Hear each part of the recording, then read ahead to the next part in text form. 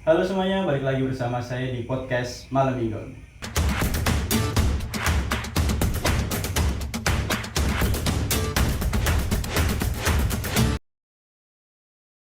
Oke, kali ini saya bersama dengan teman saya. Kalian tidak asing karena kemarin di episode sebelumnya teman saya ini sudah menjadi bintang tamu di podcast acara ini. Siapakah dia? Nah, ini. Ya, teman-teman udah pada, kalau yang udah nonton mungkin udah tahu saya. Eh, Perkenalan, nama saya Riko Aldi Prasetyo. Terus ya ada perkembangan sih. Apa ya? Perkembangan apa ini? Kalau kemarin kan saya kesini kan masih belum ada Hati-hati. Hati-hati ya. belum ada apa ya? Masih inilah terlalu sederhana. Jelek. Enggak, sederhana kan sama jelek kan beda. Oke. Kan sekarang kan udah ada ini penunjang. Aduh, malu aku, Mas. Terus juga ada apa lagi ya? Bye, Ada have a great bunga. time. Kemarin belum ada bunga. Lupa Masnya, tapi yang paling menonjol kita ada apa? Nih. Operatornya baru. Operator. Profesional sekali. Iya, harus dong, harus. Oke. Nah, Oke, Mas. Gimana? Mas Riko, mau ngapain kesini? Kebetulan saya kesini sebagai mas-mas yang pengen diajak ngobrol sih. Soalnya di rumah nggak ada yang ngajak ngobrol juga. Ya kesini. Oke, mampir lah ya. Mampir. Ngomong-ngomong keseharian, kira-kira Mas Riko baru sibuk apa? Oh, kalau sibuk ya. Ya sibuk sih ini sih. Apa namanya? Baru TS. Baru TS. Oh, Mas Riko masih kuliah? Masih kuliah. Alhamdulillah masih kuliah. Kuliah di mana? Saya kuliah di Telkom University angkatan 2018. Terus ambil jurusan? Saya jurusannya jurusan desain komunikasi visual Itu ada di fakultas apa? di Fakultas Industri Kreatif, Mas. Fakultas Industri. Udah tahu Kreatif. belum Masnya? Udah sempat denger sih. Udah sempat dengar. dengar. Sempat dengar, tapi belum begitu tahu apa itu FIK. Berarti mungkin bisa saya jelaskan ya fakultas. Harus Oke. dong. Jadi kalau Fakultas Industri Kreatif ini sendiri itu dulunya ya sejarahnya itu namanya STISI, Mas. STISI. Mm-mm. Itu pas apa? Maksudnya kampus Belum apa? jadi Telkom University. Kan dulu masih berbagai kampus kan. Nah, terus pas tanggal 14 Agustus 2013 itu udah gabung jadi satu tuh Telkom University. Nah, STISI ini namanya ganti jadi Fakultas Industri Kreatif. Oke. Dulunya itu STISI itu masih ada cuman ada 5 jurusan. Kalau seingat saya ya, ada desain komunikasi visual. Terus ada desain interior. Bentar, itu yang sekarang. Apa Yang dulu yang STISI. dulu? Ada ini apa tadi? Desain komunikasi visual, desain interior, desain produk, desain kriya dan tekstil, sama seni rupa murni. Terus untuk yang sekarang ini tuh seni rupa murni ini namanya udah ganti jadi Creative Arts. Gitu, Mas. Yang seni rupa murni jadi Creative Arts. Itu semenjak dirubah jadi Telkom University. Dijadiin satu maksudnya. Kalau itu kurang tahu, Mas. Soalnya Kurang tahu. saya itu pas masuk ya. Kan dulu pas pendaftaran ada dikasih tuh 5 pilihan kan. Nah, itu saya lihat di daftarnya itu namanya udah Creative Arts. Terus saya tahu kalau itu dulu itu seni rupa murni. Itu pas saya udah kuliah di situ baru tahu gitu. Oke. Lewat sosialisasi dari kampus lah, dari lain-lain gitu. Tapi pas Mas Riko sempat kuliah offline di sana, kampus atau fakultas kan pasti menyediakan beberapa fasilitas. Nah, Pasti, Mas. kira-kira fasilitas yang pernah dinikmati oleh Mas Riko atau teman-teman mahasiswa dari FIK itu seperti apa? Apakah sesuai dengan standarnya paham. Telkom atau gimana? Ya, jadi kalau saya mau berpikir sebagai mahasiswa ya, dengan BPP yang tidak murah, pasti saya mengekspektasikan dong fakultasnya itu seperti apa. Dan ternyata, Mas, setelah saya udah di mahasiswa di sana sesuai ekspektasi. Ini nggak dibuat-buat loh, sesuai ekspektasi. Maksudnya sesuai ekspektasi itu seperti apa? Bisa dijelaskan lebih rinci? Ya, ada AC-nya. AC terus. Ya, terus gedungnya juga bagus-bagus, Mas. Jadi kebetulan kan fakultas saya itu ada di depan. Di depan itu otomatis kan gedungnya baru-baru ya Mas. Dan sesuai fakultas, di gedung saya itu fakultas industri kreatif. Nah itu gedungnya itu interiornya itu juga apa namanya, lebih seni lah gitu. Berarti sesuai lah sama passion dari jurusan apalagi Mas, apalagi ini kan online. Terus offline itu kan banyak perubahan Mas. Dari kampus itu saya lihat dari story teman-teman saya yang udah di sana, maksudnya yang udah main-main ke sana, banyak sekali perubahan Mas. Seperti apa contohnya? Ya penambahan apa namanya, dekorasi interior. Kayak dulu kan belum ada karpet rumput, sekarang ada karpet rumput untuk disediain buat diskusi. Udah banyak gitu Mas, lebih beda lah. Berarti sebelum pandemi sama setelah pandemi ada perkembangan ya di fasilitasnya? Lebih ini lagi, lebih apa namanya, ketara banget perbedaannya sebelum sama sesudah. Nah, sampai saat ini kira-kira dari Mas Riko atau dari teman-teman FIK ada nggak sih fasilitas yang memang dituntut dan itu belum terpenuhi oleh kampus? Fasilitas yang belum terpenuhi gitu ya? Yang kira-kira yang diinginkan sama mahasiswa dari FIK? Jadi begini Mas, kalau berbicara tentang fasilitas kan kebetulan di jurusan saya itu lebih ke praktek. Jadi kan kita bisa ngerasain fasilitas kampus kalau kita udah praktek. Sedangkan ya tau lah pandemi ya, semuanya online. Jadi gimana ya? Jadi saya itu belum ngerasain fasilitas, jadi belum bisa ngomong fasilitasnya udah memadai atau belum gitu. Sebenarnya kalau saya lihat sama kating-kating saya itu kan ada kelas studio tuh, yang ada matkul saya yang bikin apa namanya, sablon, bikin lain-lain gitu. Saya pengen sebenarnya, tapi belum ngerasain, jadi belum bisa berbicara tentang fasilitas yang belum terpenuhi sesuai ekspektasi. Oke, tapi berarti untuk selama Mas Riko kuliah offline, semua itu sudah Mas Riko rasakan. Maksudnya saya puas dengan fasilitas yang disediakan. Kalau puas sih puas Mas. Puas. Soalnya gini ya, ya coba Masnya main ke Telkom, ke kampus gitu, kuliah rasanya kayak nggak kuliah Mas, kayak main Mas. Apalagi di gedung saya itu interiornya beda pokoknya Mas. Lebih modern banget lah. Ada lift, terus banyak lukisan-lukisan. Berarti di fakultas lain nggak seperti itu? Kalau saya lihat, ya ada yang seperti itu. Tapi kalau lebih spesifiknya, kayak ada lukisan, ada tugas-tugas dari apa namanya? Dari mahasiswa. Dari mahasiswa itu kan ada yang dipajang-pajang. Mungkin itu menggambarkan ternyata ini fakultas. Betul. Kesenian. Betul. Nah, ngomong-ngomong fakultas industri kreatif, Mas Riko ini ambil jurusan apa? Oke, jadi saya kan sudah bilang tadi desain komunikasi visual. Desain komunikasi visual. Biasa dikenal sama mahasiswa itu apa sebutannya? DKV sih. DKV. Iya. Kalau dulu kan namanya diskomvis. Kalau orang tua kita bilang. Soalnya dulu pas saya daftar Telkom University itu nggak tahu DKV itu apa. Taunya diskomvis. Tapi sekarang jadi DKV. Terus DKV itu kan saya cerita-cerita sedikit boleh? Boleh, silakan. Jadi di Telkom University itu DKV itu favorit akreditasinya udah A. Itu favorit di kampus apa di fakultasnya? Di fakultas. Di fakultas. Akreditasi. Pokoknya akreditasinya sudah A. Ya, berarti sama di kampusnya juga dong, Mas? Iya. Berarti dua. Berarti favorit di Telkom University itu setauku ya. Maaf koreksi kalau salah. Jadi yang paling yang favorit itu di kafe. Oke. Bisa dijelaskan nggak kenapa di kafe itu favorit? Di lingkup fakultas saja. Kenapa lebih favorit dibanding jurusan lain semisal? Oke, pertanyaan yang bagus Mas. Jadi di kafe itu apa ya? Di penjurusannya Mas yang beda. Jadi di kafe itu kita 2 semester dulu kuliah di kafe. Habis itu ada penjurusan. Jadi dipecah lagi jadi 4.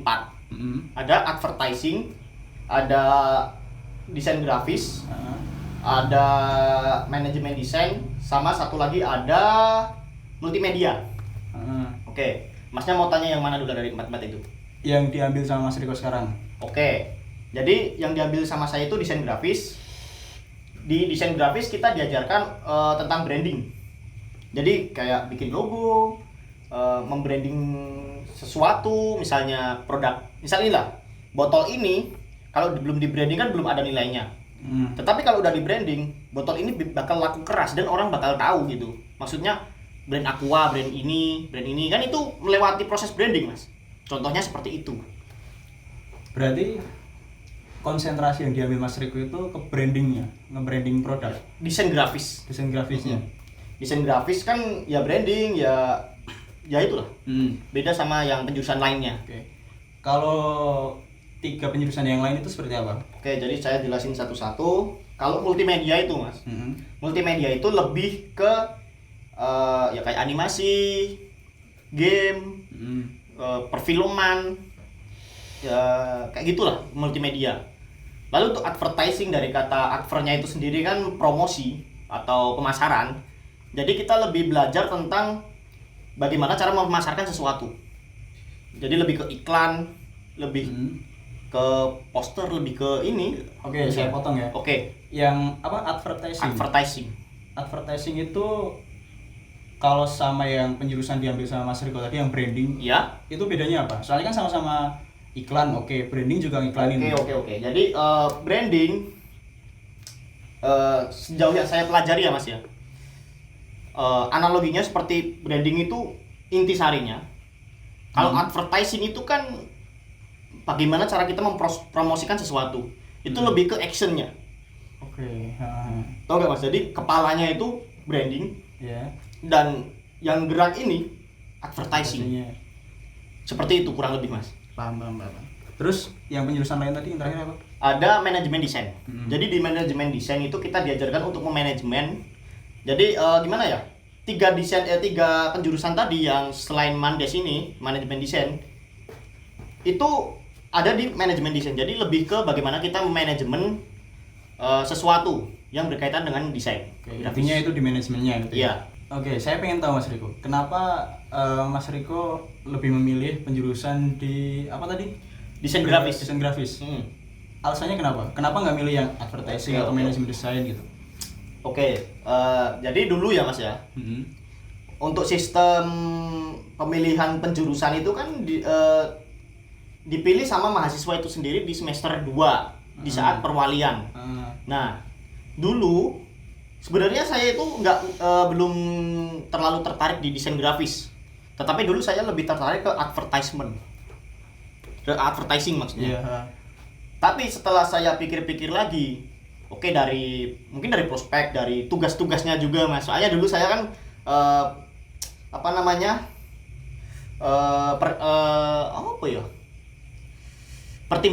pertimbangan buat milih penjurusan itu kan ada dari tugas juga, Mas. Kan saya lihat di advertising itu tugasnya lumayan ngeri-ngeri.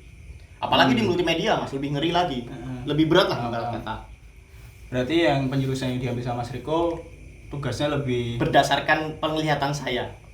Jadi lebih enteng, bukan lebih enteng sih, lebih sesuai sama minat saya gitu. Nah, itu ngomongin tentang penjurusan atau konsentrasi di jurusan DKV. Iya. Nah, saya pengen tahu prospek kerja dari lulusan DKV ini seperti apa? Apakah lapangan kerjanya itu banyak tetapi pesaingnya juga banyak atau gimana? Bisa dijelaskan? Oke, jadi untuk saat ini, apalagi ini kan kita udah masuk ke teknologi 4.0 yang memungkinkan teknologi ini semakin pesat perkembangannya. Dan di situ kan pasti ada yang namanya branding, Mas. Oke, dari branding itu, jadi di kafe nggak melulu tentang branding, kan sudah saya jelaskan tentang multimedia, tentang pemasaran di advertising tadi. Jadi pasti butuh lah, sebuah perusahaan pasti butuh seperti itu, Mas. Bagaimana kita membranding perusahaan, bagaimana kita mempromosikan sesuatu barang, dan itu lagi banyak dicari pekerjaannya. Untuk saat ini atau kedepannya? Prospeknya juga bagus untuk ke depan. Kedepannya. Untuk saat ini pun oke. Saat ini udah oke. Jadi kayak UMKM juga udah mulai terbuka tentang pentingnya branding gitu. Jadi lapangan pekerjaan semakin luas lah sekarang. Oke, lapangan pekerjaan luas. Tapi apakah dengan adanya lapangan pekerjaan luas itu banyak juga pesaing? Artinya ketika ingin mencari pekerjaan, ternyata pesaingnya banyak gitu. Iya. Kalau berbicara tentang pesaing, jadi kita sebagai personal itu harus memiliki keunikan, keunggulan dari yang lainnya gitu Mas. Oh, mungkin personal branding kali ya? Lebih ke personal branding. Jadi karena gini Mas, kalau bikin logo, orang-orang bisa bikin logo tanpa harus kuliah. Tetapi apa yang bisa bikin kita itu beda, itu ada diajarkan di cafe ini.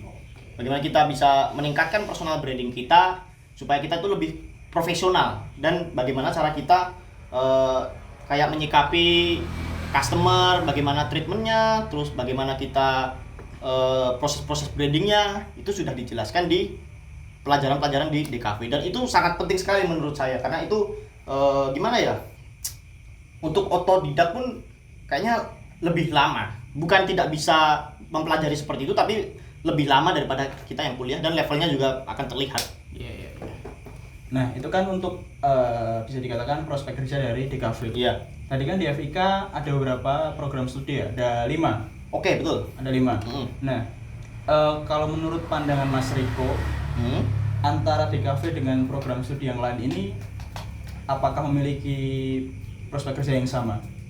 Oke, jadi dilihat dari pembelajarannya, dari judulnya aja deh. Judulnya itu kayak misal DKV, komunikasi visual, bagaimana kita mengkomunikasikan secara visual. Ada dari DI, desain interior, itu lebih ke interior gitu. Meskipun di semester-semester awal kita diajarkan materi yang sama seperti nirmana, gambar dasar, gambar lanjut, tetapi setelah itu udah beda lagi. Kayak desain interior lebih ke interior, terus desain produk, bagaimana kita mengemas sesuatu lebih menarik dan lebih eye-catching lah, kasarannya begitu. Terus ada kriya dan tekstil, itu bagaimana kita memandang fashion dan kita bergerak di bidang fashion itu.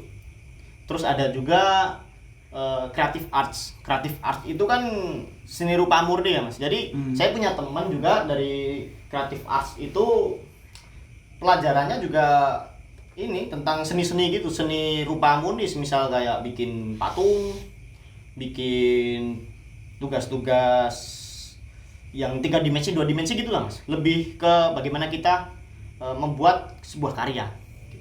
Berarti masing-masing jurusan itu mungkin bisa ada porsinya sendiri-sendiri. Ada porsinya sendiri-sendiri dan memiliki konsentrasi yang berbeda. Oke. Kalau ngomongin masalah DKV lagi, coba ngomong dulu. Makan dulu Mas, makan dulu. Mungkin Masnya terlalu. Ini harusnya saya yang ngasih. Kenapa tamu yang ngasih? Soalnya kita harus semangat Mas. Benar.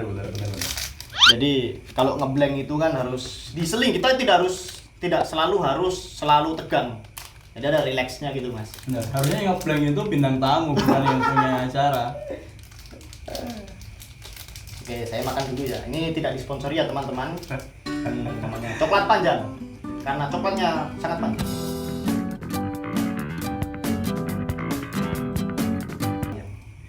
Si Jawet mau mikir sekelingin ya, dia mau ke lali.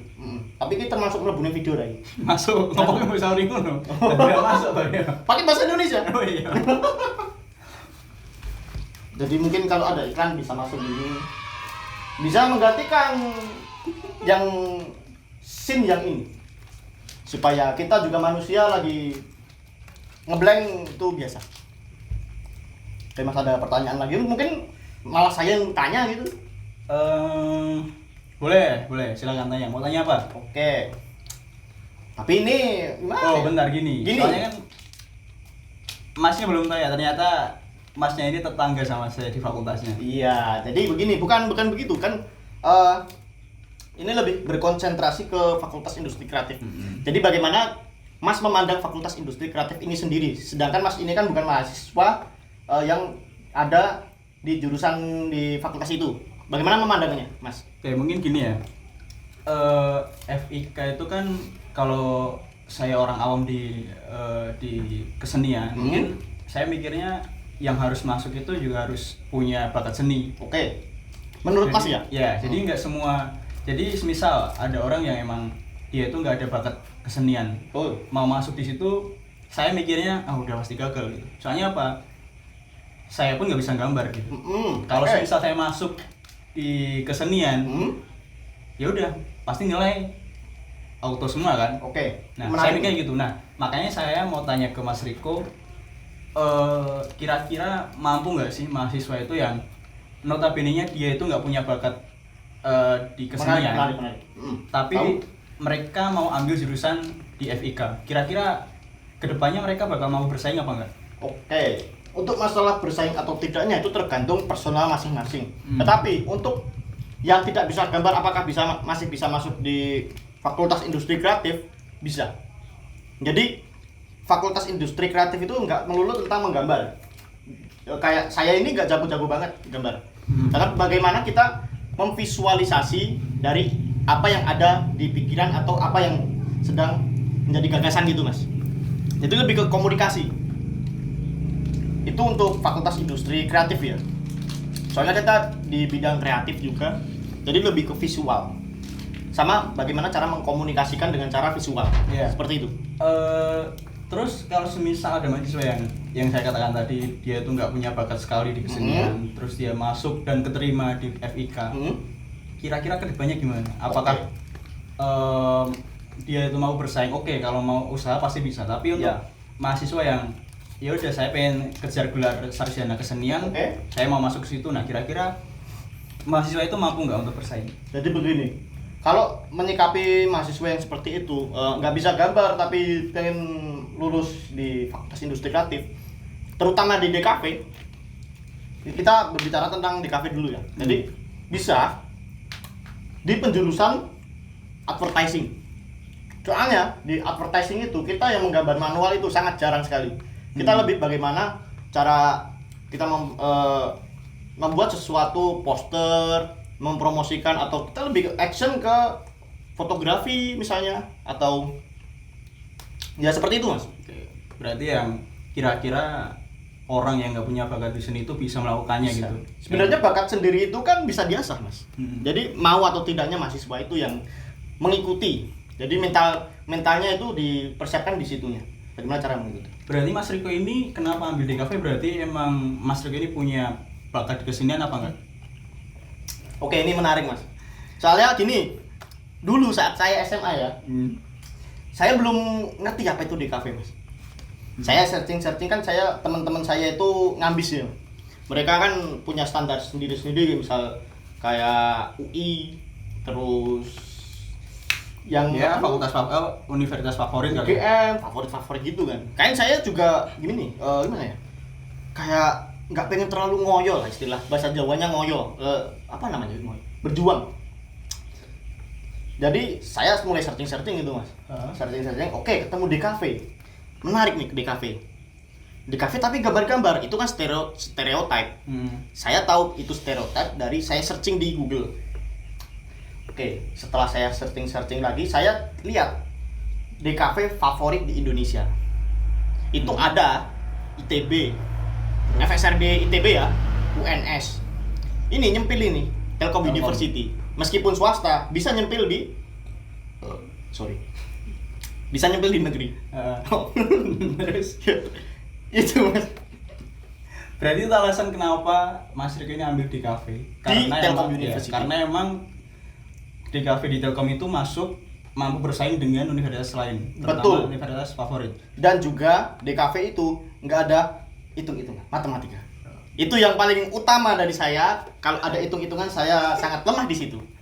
Oke. Nah, ngomongin masalah tugas di DKV. Kira-kira tugas yang selama ini Mas Riko kerjakan itu mampu Mas Riko selesaikan apa enggak? Terus kira-kira berat nggak sih ngerjain tugas di DKV itu? Oke, tadi berbicara tentang tugas ya, Mas ya.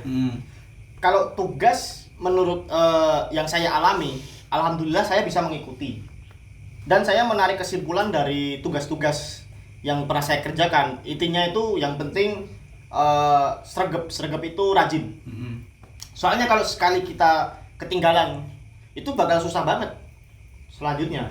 Apalagi sistem-sistem ujiannya itu kebanyakan itu tugasnya itu dikerjakan sebelum pas jadwal ujiannya ini sendiri. Maksudnya gini, sebelum pelaksanaan kita udah ngerjain dulu.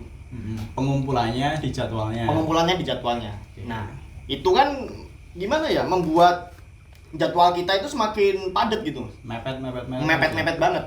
Jadi tiada hari tanpa tugas, itu pasti. Kalau berbicara tentang tugas di DKV, seperti itu, Mas. Tapi merasa terbebani nggak sih? Termasuk tugas yang berat apa enggak? Oke, kalau berbicara tugas berat atau enggak, kalau yang sepengalaman saya menyikapinya dengan senang hati, Mas. Soalnya saya bisa ngerjain tugas bareng teman-teman. Itu yang bikin saya senang dan lebih enjoy gitu. Nggak terasa capek gitu, Mas. Oke. Ya, mungkin terakhir kali ya. Oke. Kesan pesan dari Mas Riko tentang ya fakultas jurusan FIK ini sama jurusan DKV ini, terutama buat teman-teman calon mahasiswa yang pengen masuk ke fakultas ini gimana? Jadi mungkin kalau kesan untuk kampus ya, jadi saya seneng sih kuliah di Telkom. Saya banyak pengalaman, apalagi saya merantau ya, Mas ya. Saya mempelajari budaya baru. Di situ kan bahasanya bahasa Sunda ya, Mas.